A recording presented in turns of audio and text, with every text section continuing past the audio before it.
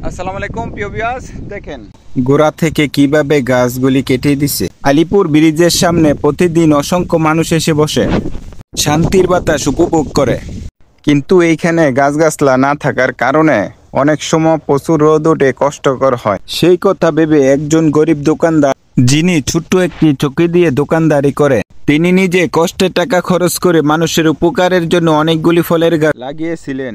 কিন্তু দুঃখজনক বিষয়, সেই গাছগুলি গোড়া থেকে কেটে ফেলে দেওয়া হয়েছে।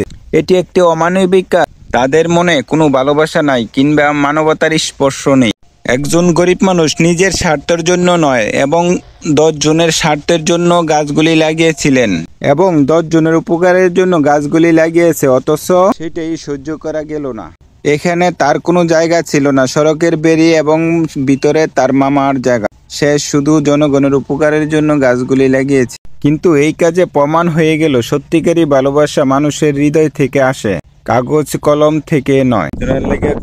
আসসালামু আলাইকুম। আমি 10 জন লাগে গাছ কাটাল অনেক বড় গাছ লাগাইছি, 3 মাস ধরে পানি দিছি।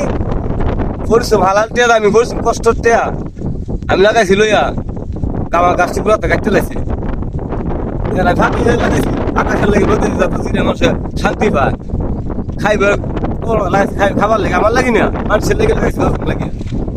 এই গাছটি আমার কাটতে লেগেছে।